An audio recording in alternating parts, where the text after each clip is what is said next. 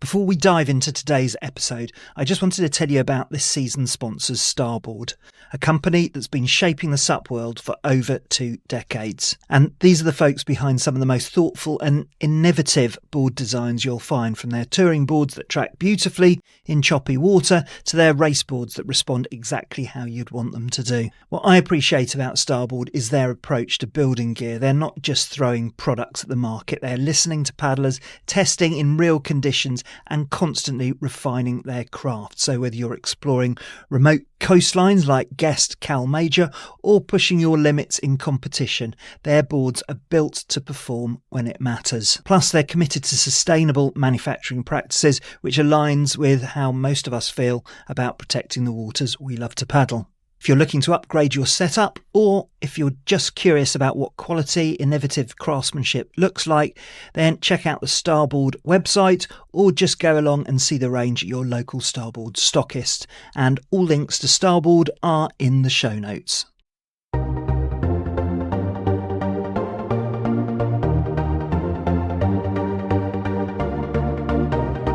Welcome to the SUP FM podcast. We are now into the 10th year of this show, and we're celebrating that milestone with another great selection of special guests and episodes to inspire you on and off the water. Today we're joined by the incredible Rylee Walker, a true warrior, athlete and advocate living with cystic fibrosis. Rylee is preparing for one of the world's most challenging paddle events, the 82-mile crossing for cystic fibrosis from Bimini in the Bahamas to Lake Worth in Florida. In this deeply moving conversation, Rylee shares her journey from diagnosis at 3 months old to training for the crossing, and her upcoming documentary Against All Odds, which will capture her mission to become the first woman with cystic fibrosis to complete the entire distance solo.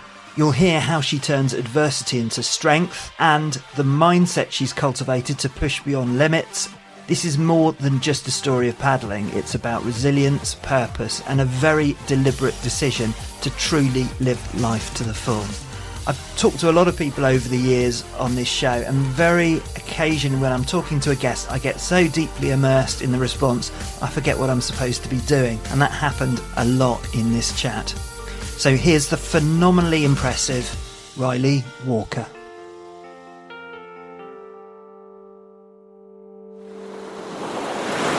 Welcome to SUP FM. Hi, thanks for having me. So we're speaking just ahead of the 2025 crossing for cystic fibrosis, a race which heads off from the start line on the 22nd of June. And it's a paddling event that's been around since 2017 and organised by the Piper's Angels Foundation. Could you just explain the format and how the race works? Yeah, absolutely. So the Crossing for Cystic Fibrosis is an 82-mile endurance paddle challenge from Bimini in the Bahamas to Lake Worth, Florida. People from all over the world come and participate in this event, and it's just like such a impactful event for what we do for the foundation. But itself is we leave from the Bahamas at midnight on Sunday. Well, Saturday into Sunday, however that plays out. But we leave at midnight and we paddle through the pitch black into sunrise. So when you hit sunrise, you're in the middle of the ocean and you see no land. So it's absolutely breathtaking. And then you paddle the rest of the way back to the beach. But you can use any non-motorized watercraft. So you can do stand-up paddleboard, kayaking, canoe. Some people have done it on bikes. A lot of people are starting to get into prone paddling now, so they're doing it on their stomach with their arms. So absolutely crazy the opportunities you can do. We also just released a new triathlon, so you have your paddleboarding, stand-up, and kayak all in, so paddleboarding, prone, and kayaking all in one. You can make your own teams. We just released a new rendezvous race, which is only a 30-mile paddle for the crossing, but people are still coming and doing that as well. But it's crazy to see the event grow every single year, and we have the opportunities to grow the race itself to incorporate so many other people. Yeah, I mean, it's proper extreme, and you're passing over the Gulf Stream, aren't you? So there's that, and I hear rumours of the occasional bull shark around that area as well. Is that true? Yes, we're in their territory. We're in their home. So, in I believe it was 2023. Yep. So 2023, my first year ever paddling in the event. One of our friends, she was paddling with her team and a little hammerhead shark came up to say hi and left, but she handled it so well. Her name is Malia Tribble. She's amazing. She experienced that, and you experience so much wildlife like turtles and a lot of jellyfish. And I'm originally from like Idaho areas in the United States. So I didn't really go to the ocean very often growing up. So my first time doing the event and going over on a boat, I saw a fish fly out of the water and I had no idea. I thought I was hallucinating, but you see flying fish everywhere. Amazing. Sounds incredible. And it's a proper hardcore race. I guess people would understand that from the description. But in case people didn't really grasp how hardcore it is at this point, just tell us what happened in last year's race. Yeah. So last year I was training to go solo, and you put in so much time and effort and energy into doing this because the crossing itself is 20% physical and 80% mental. So you're really working hard to put yourself in uncomfortable positions and situations to prepare for this event. So we trained all last year. I moved to Florida for it and just trained my little heart out as much as I could. A lot of time on the water, especially in the gym as well. And the day that we are supposed to launch, we're getting ready. My team is getting ready. And this storm out of nowhere just shows up. Thunder, lightning, rain everywhere, winds. So we postpone the event by 2 hours. The storms are still there. There's still lightning on the horizon. And it's really unsafe conditions. Safe conditions. So we really have to monitor that stuff to make sure everybody is safe in the event. Come to find out, we're canceling the event for the day and we're going to push it to the next night. So a lot of people had to go home that day, but our team stayed one more day. We tried again, couldn't do it. So then we all went home. So there was an option. Some people ended up doing like a 30-mile race, but it's still the weather conditions, the storms, everything was just wild and crazy. So it really just shows how the ocean and how weather is very unpredictable, right? But the unpredictability of it is also the same as living with cystic fibrosis. It's such an unpredictable disease. So I really think it gave a lot of insight and a lot of explanation to people, what it's really like. Because you train so hard for something, you put your energy and your time into something, and it's taken away in a blink of an eye. So, but the storm last year was it did put a lot of sad faces out there for sure. But this year I feel very confident that that's not going to happen. Well, absolutely. We're all crossing our fingers. You are going back this year. You're doing it in 2025. And you're also shooting a documentary about your preparation. So we'll talk about all of that a little bit later. But as you've referred to, you've got a direct interest in this fundraising and this activity because you were diagnosed as a child with this condition.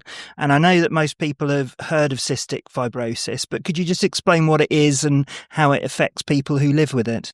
Yeah, absolutely. I was diagnosed with cystic fibrosis at 3 months old. It was very new to my parents for sure. I did have a family member named Jesse. He is no longer with us, but he also had cystic fibrosis. So we had a little bit of insight.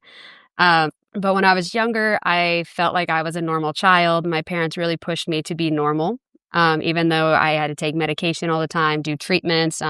There's some things I couldn't do at the time, but just kind of adjusting and, going through normal life.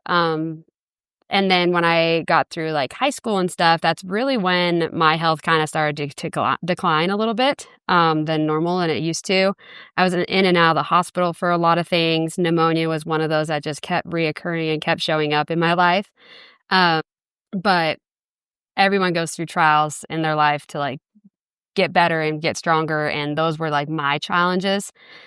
To do that. And once a medication came out called Trikafta, I was able to take a deep breath without pain. I was able to function kind of like a normal human. But in the what cystic fibrosis is a disease that affects the lungs, the digestive system, the pancreas, and the liver. It just affects the whole body in general. But if you think about it, a cell has an open and closed door, and it allows salt water through your body to flush through that to minimize the mucus throughout your body.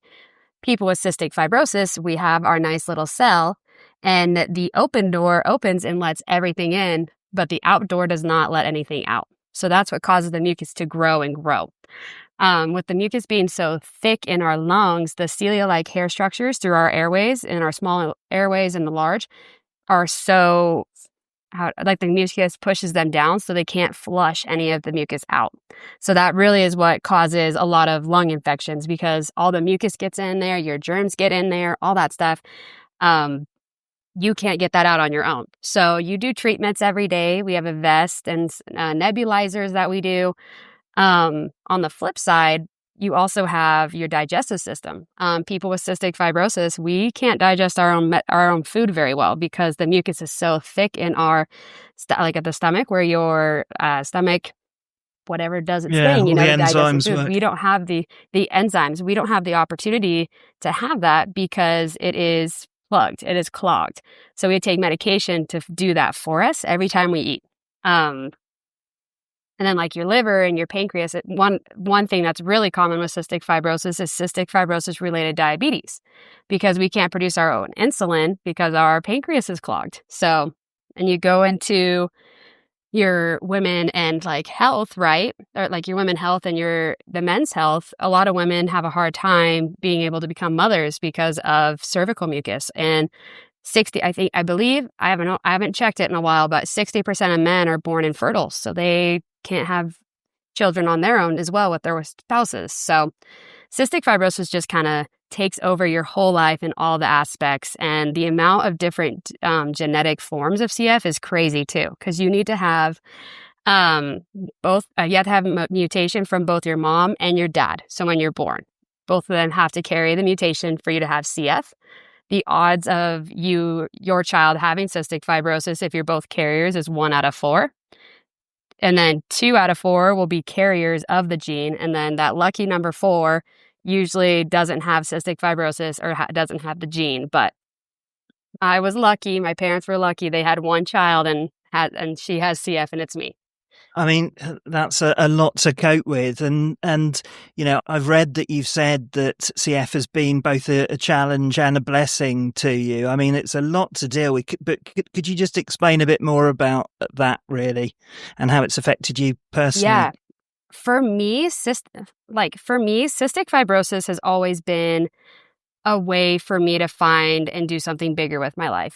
People are given these challenges and they're dealt these cards that really just, you can take them either way. You can take it as a positive or a negative. And I decided with mine, I'm going to take it as a positive because God blesses people with those challenges to inspire others, and he gives them to the strongest warriors. And I felt my calling when I was younger, and I was like, you know what?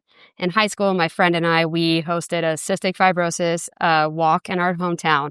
Leading from that, I started getting really involved with the Cystic Fibrosis Foundation in Oklahoma and became an adult ambassador. So I just started finding this passion and this love and connecting with people with cystic fibrosis to help them find this passion as well, and then now getting involved in Piper's Angels the last 4 years, my life has completely changed. I heard about it. I didn't really know a lot about it. But knowing that I had something bigger to give, not knowing what it was at the time, and here I am now in my life doing as exactly what I dreamt of is amazing. But 5 years ago, I actually was at the National Cystic Fibrosis Conference in Nashville and Tennessee, and I met Travis Suits for the first time. And from that moment on, I had an instant connection with him, and I just knew there was something there, something I could give and something I can do. And then, 2.5 years later, I'm paddling across the ocean. I'm part of this group. I'm part of this event. I volunteer. And I'm now an intern for the foundation too. So I just have fully invested my life into helping people with CF because as growing up, I didn't have that person. I didn't have that person to rely on. To talk about these things as someone with CF. I didn't feel that community in that group. And I feel like that's my passion, and that drive is to bring people together from all walks of life, all over the United States, the world, in the cystic fibrosis community and without, to find their potential and bring that happiness and joy into their life. Even if it's forcing someone, like my friend, I met him through my job, and I told him, I was like, you and I are going to be friends. And next thing you know, he's paddling across the ocean, you know? So I never had that leadership or that love or that someone that just really wanted to push me to be better. Like, I always had to push myself, to be like, I had to push myself individually. I had family and friends that really were supportive, but deep down, like, when you have cystic fibrosis, you grow up a lot faster, in my opinion, because of life expectancy and the idea of that cystic fibrosis is so unpredictable. Here I am right now on this podcast. Tomorrow I could be in a hospital bed. You know, you never know what could happen. And I just wanted to find a way to help people realize that tomorrow is a brand new day of light and joy. And you need to take that and be blessed with that to, like, do these big, crazy events or do these things that you always dreamed of, because there's people in the hospital bed that are praying and fighting for their lives to do this. Wow. Impressive stuff. Seize the day and all of that. Seize the day. Absolutely. Well, let's just move on and talk a little bit about stand-up paddling. And when I've spoken to quite a few people on the show, when they first tried it out, most people weren't expecting it to get its claws into them as easy as it did. What was your first experience of discovering the sport? Oh my goodness. It's kind of embarrassing, but my first experience ever paddleboarding was training for the crossing for CF. I was really never a person that was like, oh, I want to do this for fun, or I want to race. Like, I never had the drive to, like, want to do that. I was more into running or like team sports and those kind of things. Cause like paddling is a very independent sport inside, you know, like, it takes a lot of mentality to just, like, keep going, in my opinion.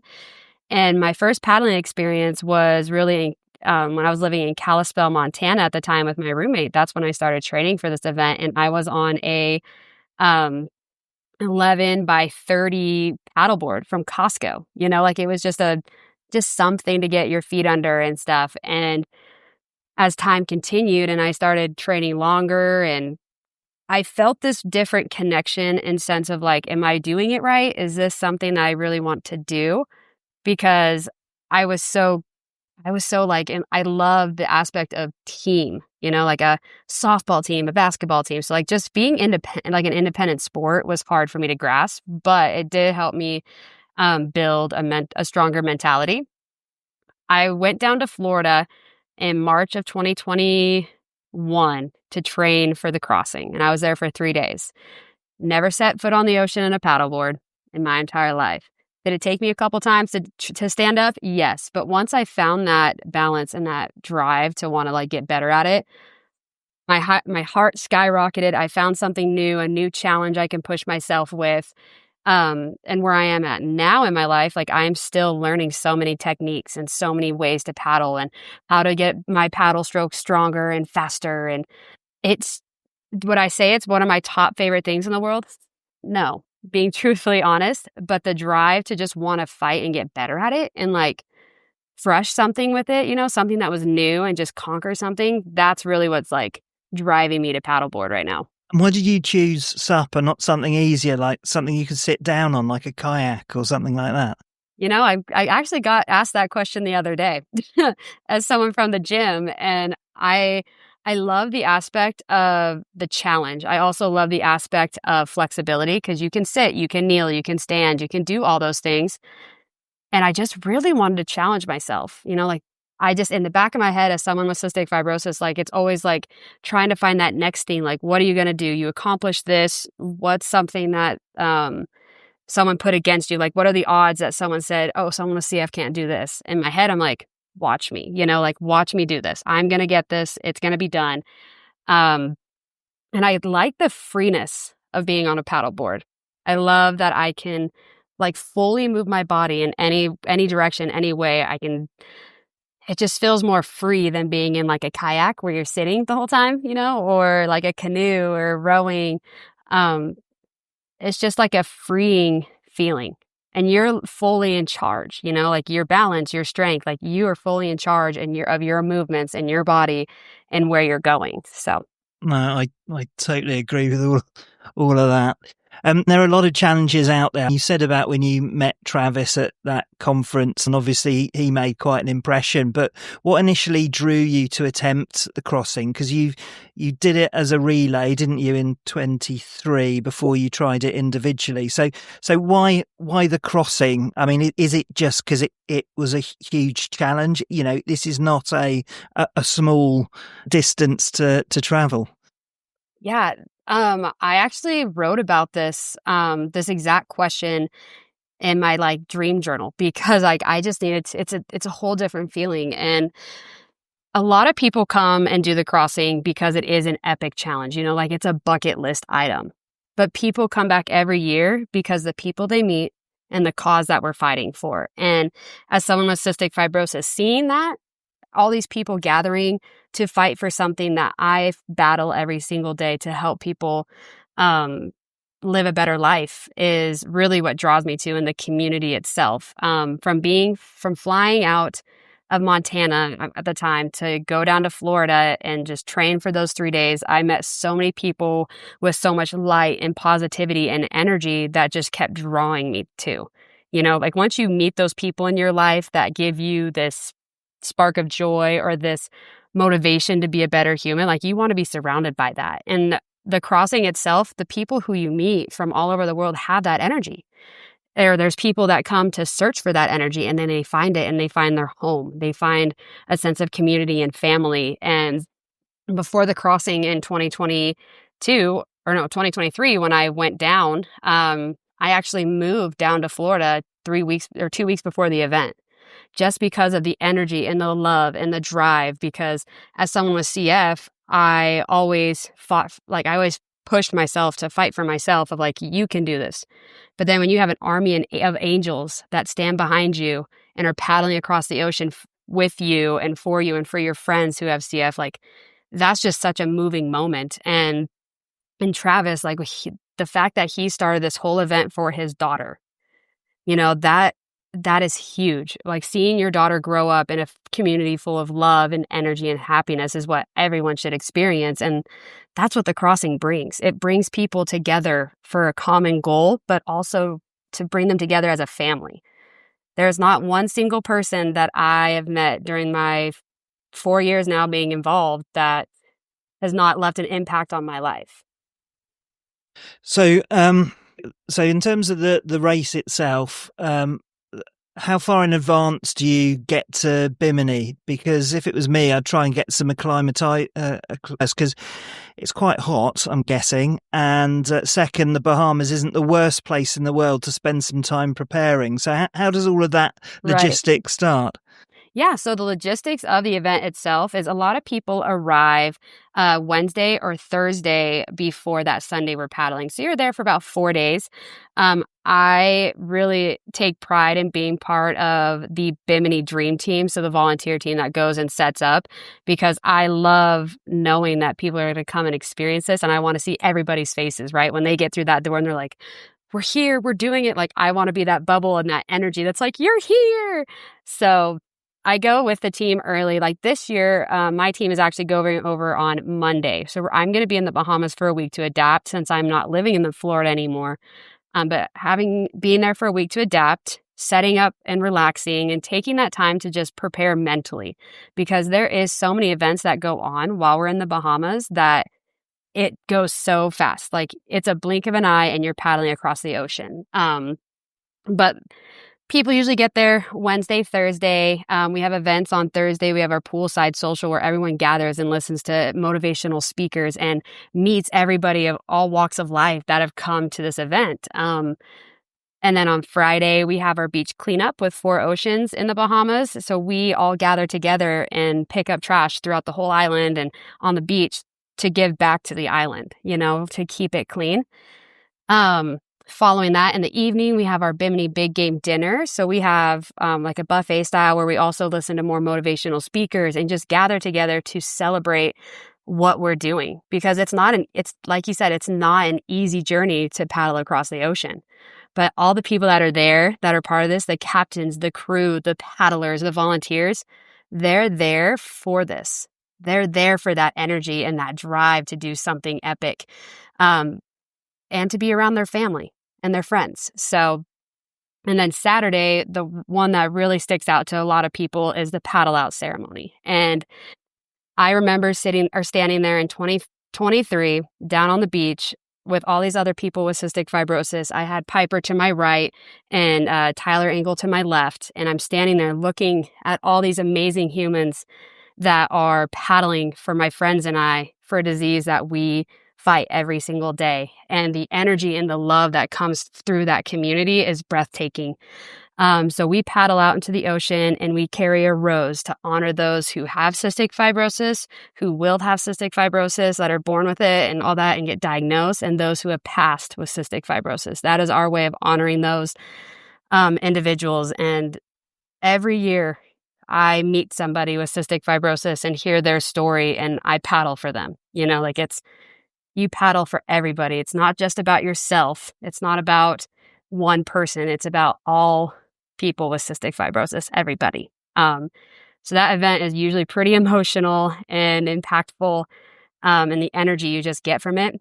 It's hard to come off that little high, because then you have to go back and rest, because you're about to paddle across the ocean in less than 15 hours. So then you leave the beach on that midnight and paddle across the ocean. Just like that. Just like that. Well, just like that. I've been a fan of Oscar Propulsion well before they became a sponsor on the podcast, because I felt the effect of their clever technology when I was first handed one by a friend to try. Their new Flow Force paddle is the best yet and is extremely lightweight, and while it might seem a bit counterintuitive having cuts or slits in the blade, the hydrodynamics of this have been tested scientifically. From the very first stroke, it just felt right. It eliminated any paddle flutter and really gripped the water securely.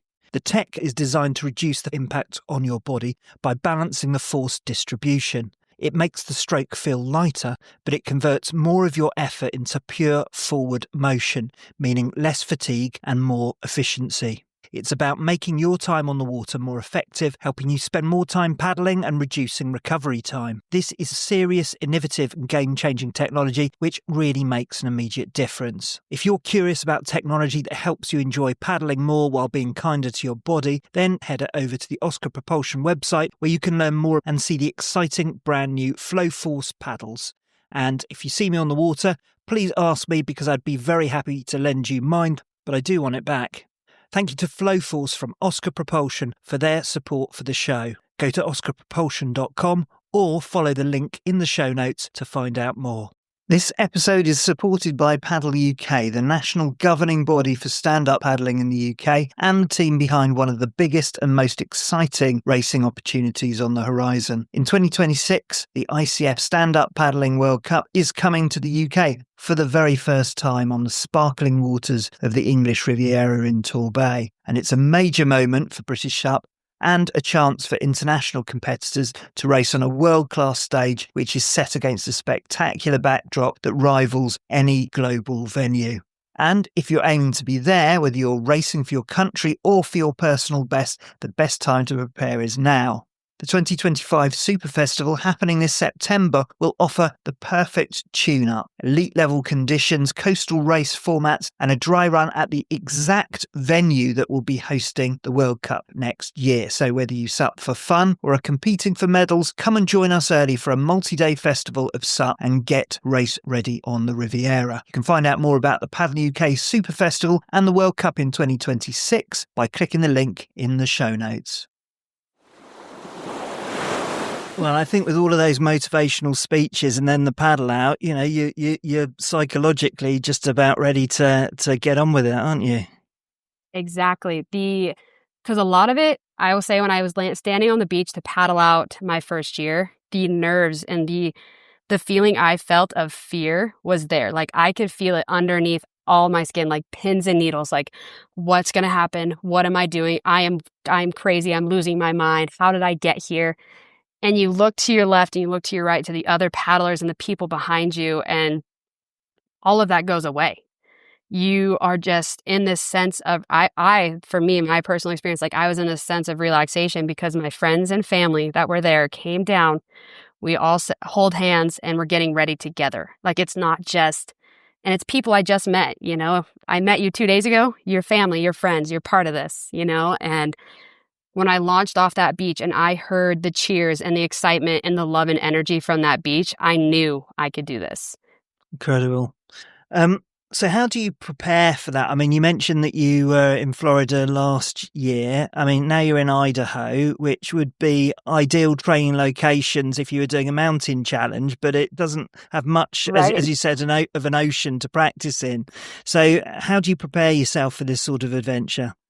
So currently right now, what I'm doing this month is really just working on my endurance. Like I want to be so consistent with my speed and that in my form that I can take a 5-minute break and then get right back into it. I don't want to overextend myself. So working on being consistent and putting myself in uncomfortable situations. So here where I'm at right now is in Sandpoint, Idaho. So we have the Pend Oreille Lake. And so I have the opportunity to paddle out there. So I'm still getting on the water, which is great.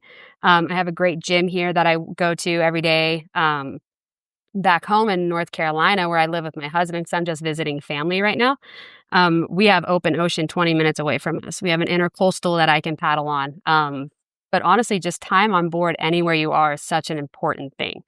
But work also on the flip side of that is just working on your mental toughness. I feel like I kind of have an advantage with mental toughness as of dealing with a chronic illness.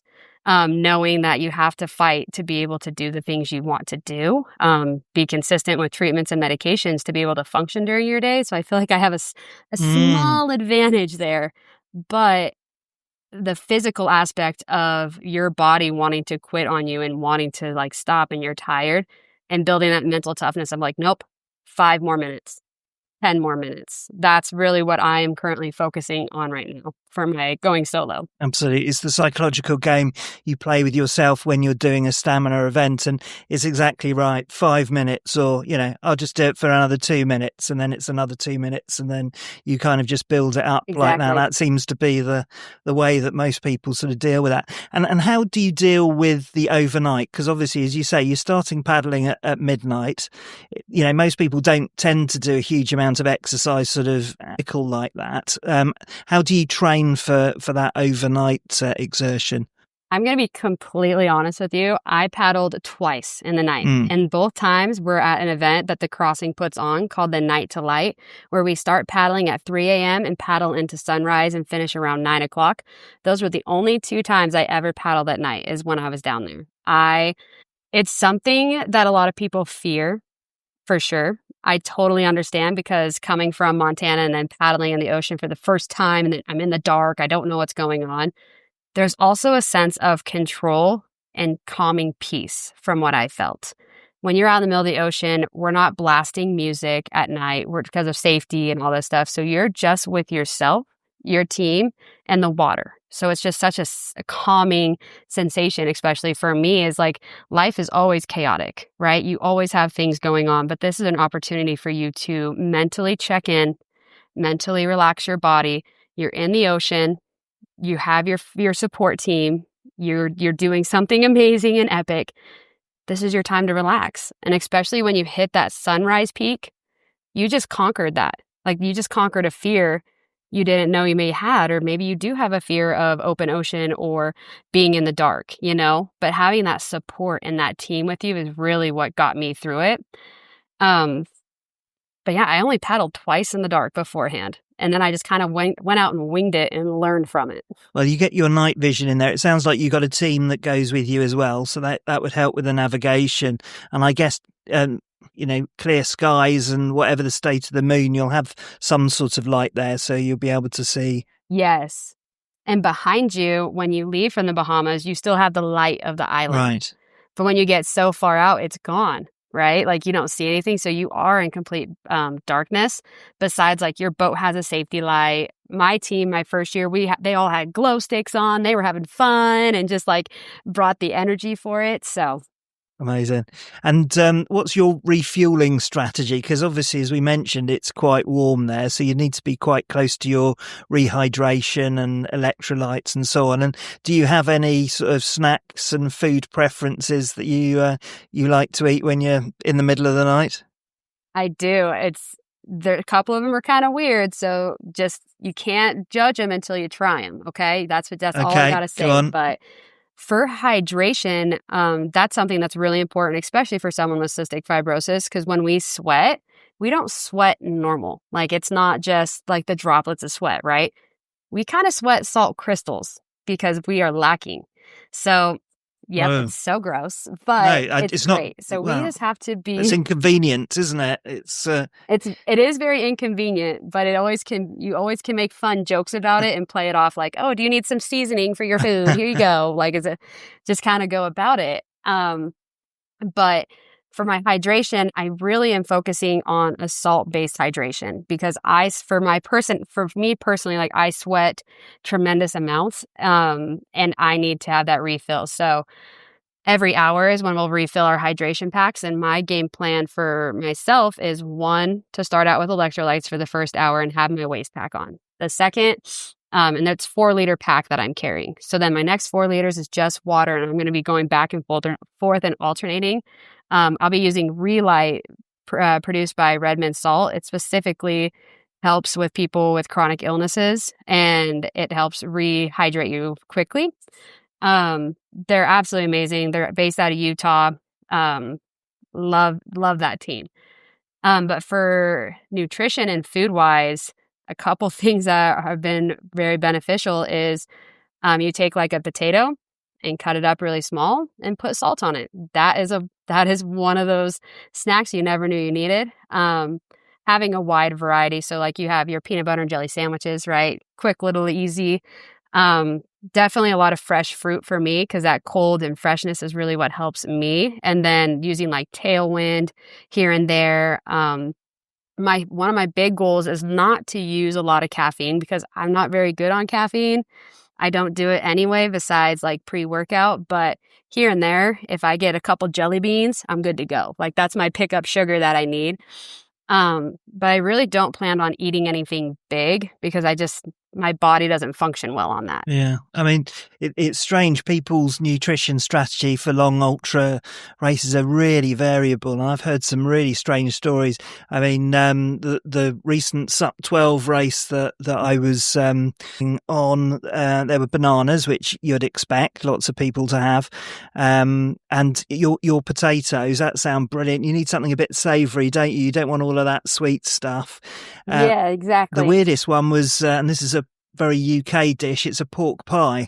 So one guy was fueled almost entirely by these little pork pies, and he had one every hour or so, and that kept him going, and he did pretty well. So I don't know, maybe that's an alternative choice. But yeah, that potato thing sounds perfect, because you've got that slow burn carbohydrate, and then you've got the salt in there as well.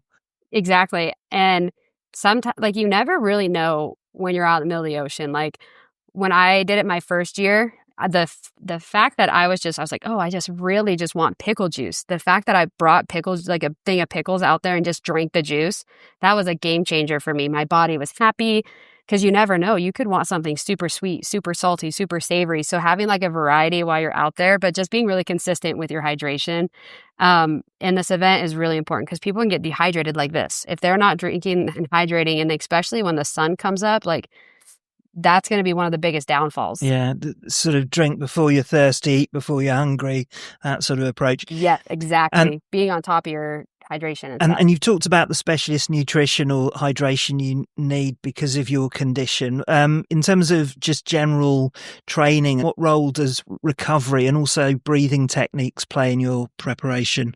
Absolutely. So one thing that I'm very blessed is the Piper's Angels Foundation has different classes and programs for people with cystic fibrosis. And I was lucky and blessed to be part of the Breathworks program. So I learned breathing techniques to help learn how to do my treatments better, so I get the best benefit out of them. That was one of the best things I could have done. And also doing the unmaskful mindfulness. It's a meditation course that teaches you how to like cope with cystic fibrosis, coping in life in general, and finding those healthy alternatives to relax, you know?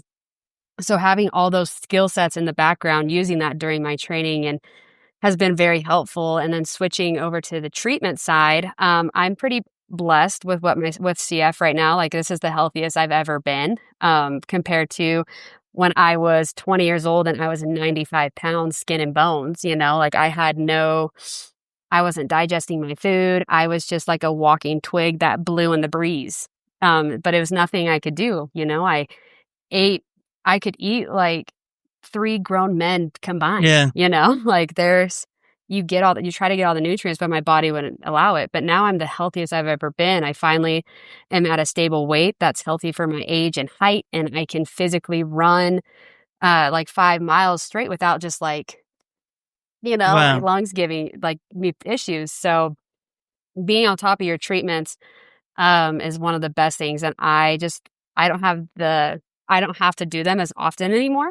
But still being consistently having those at hand, especially out in the paddle in the ocean. I kind of I hope it doesn't happen, but I'll have it on hand and I'll be able to paddle while I do it because I have a mask now, so I can just keep going. You know, like it's not going to stop me from doing the event.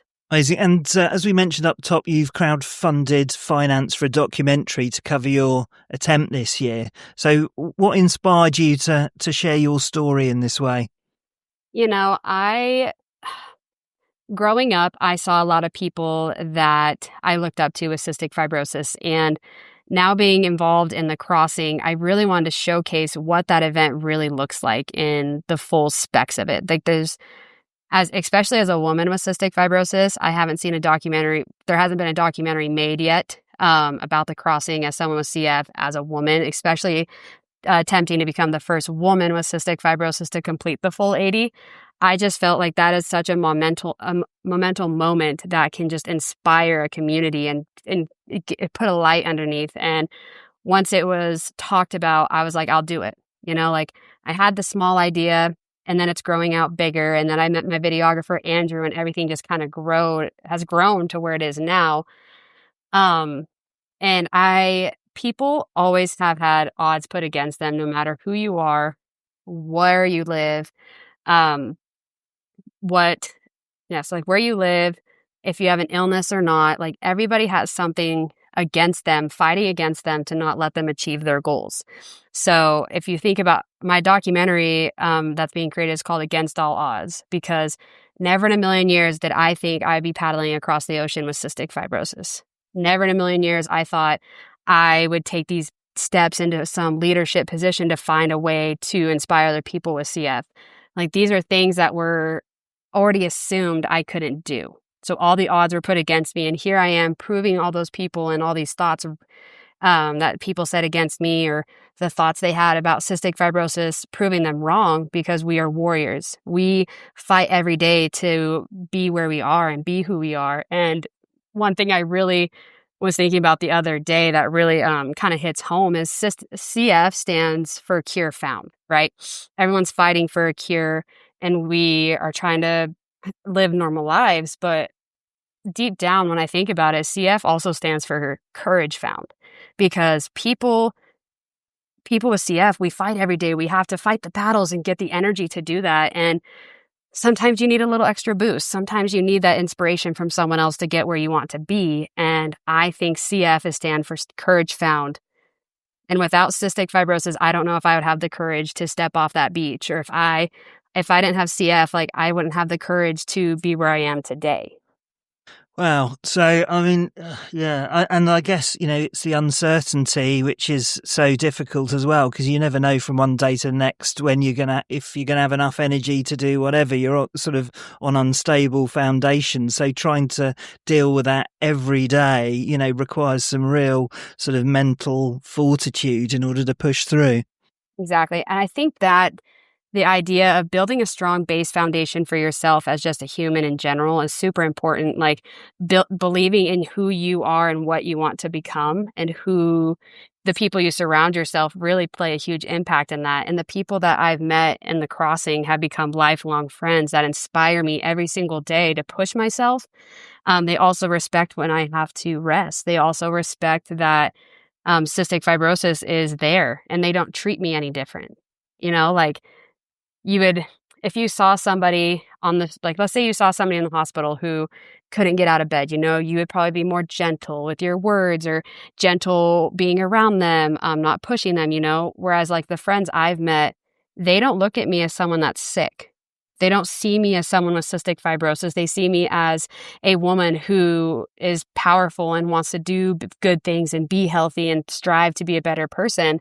And that's what you find in the crossing. You find these people that click with you, that become your family friends. And as someone with cystic fibrosis, I never thought that I would live long enough to experience that, to experience pure friendship that is based on love and caring, and not competing against each other. You know, like there's people that come for the crossing that are racing for the event, right? Because it is an international challenge. Like there's prize money, there's prizes, there's awards. But all the women there that I have met have always pushed each other. We're all paddling together to push us to be better. There's not a sense of, I'm going to win, you're going to lose. It is a pure form of love and affection and kindness to empower other women. And that's another thing with my documentary, is to empower those with women with cystic fibrosis, that yeah, we are women. We birth children. We do these amazing things that like people don't do, but you also can paddle across the ocean. Your disease does not stop you from doing epic things like that, you know? And I guess putting yourself in front of the camera is always challenging, particularly when you sort of start off doing it. And I guess, you know, you may well have learned things about yourself during the filmmaking process as well. I mean, what sort of emotional terrain have you had to cross or resolve in order to tell your story so publicly? You know, that's such a question. One thing that really sticks out to me is like thinking about my past and the things I've gone through to get where I am today. There's a lot of things that people don't know about me and my experience, but those experiences have given me courage to be able to do what I'm doing today. Like losing my cousin at such a young age, when he passed away really young with cystic fibrosis.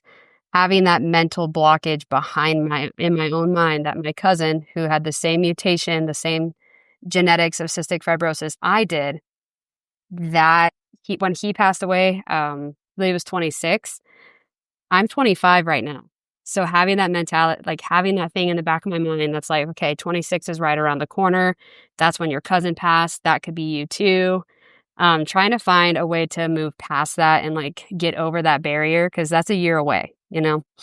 So that has been a big one for me with filming, is that nothing, if it does happen next year, you know, I don't want to have any what ifs. I don't want to let anybody down in any way, you know, because people do look into, when you meet somebody, I look up to so many people, and I don't want people to look up to me and then I don't finish what I'm set out to do, in a sense. Like that's another big thing, like a challenge I'm still overcoming, is because like when you see a trailer, right, for a movie and you're like, oh, that's so cool, and then it doesn't happen, you're like, oh, well, that's a letdown, you know? That's not what I want.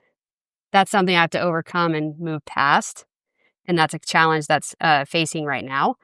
But then, like I said, the challenge with Jesse and like overcoming like my life could be next year, could be tomorrow. That's always there.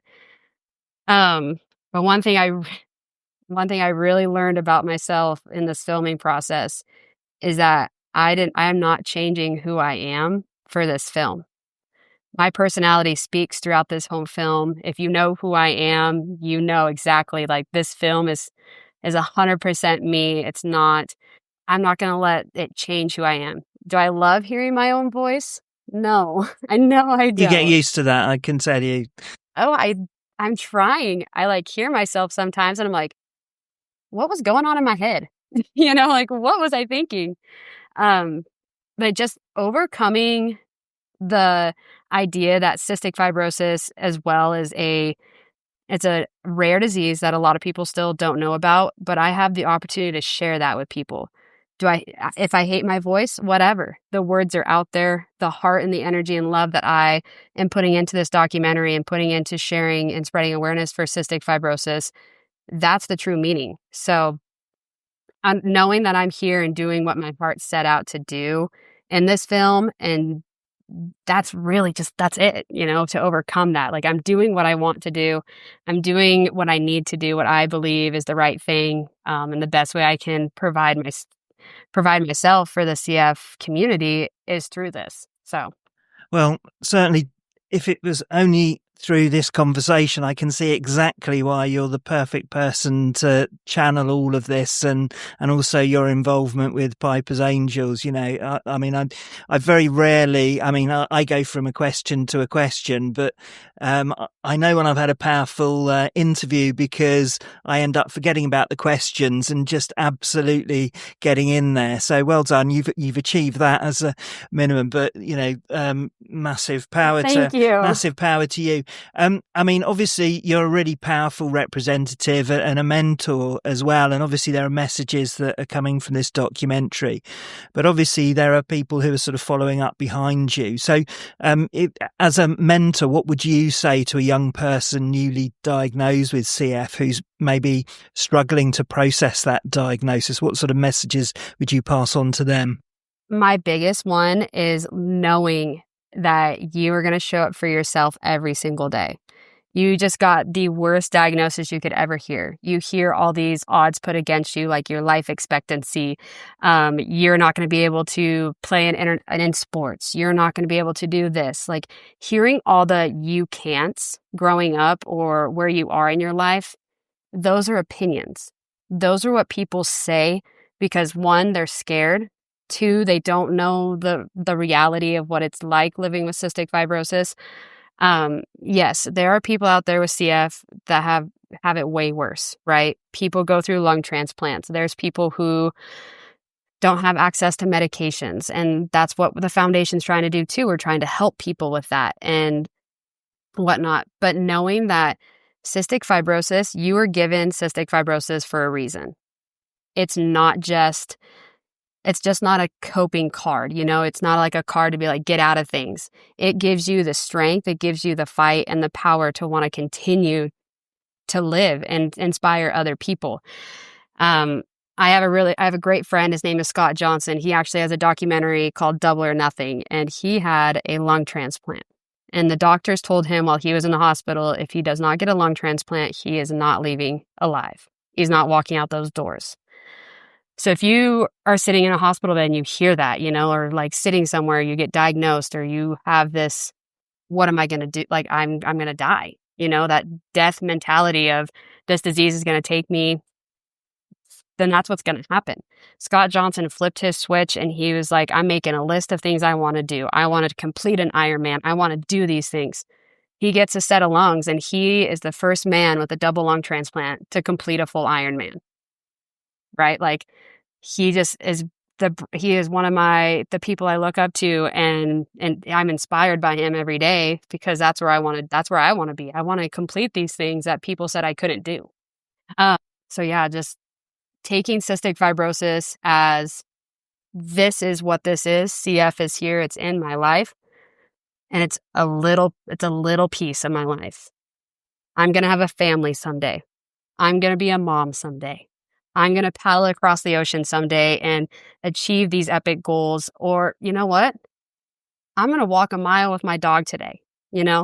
Even the little things that you achieve through your day are odds put against you that you wouldn't have done. And especially when people get diagnosed with cystic fibrosis later in their life, because you can get diagnosed anytime. It's not just at birth. Like, CF could be so mild you would never have known. No matter where you are in your life, if you are diagnosed or have cystic fibrosis, like, you're fighting every day to do these things.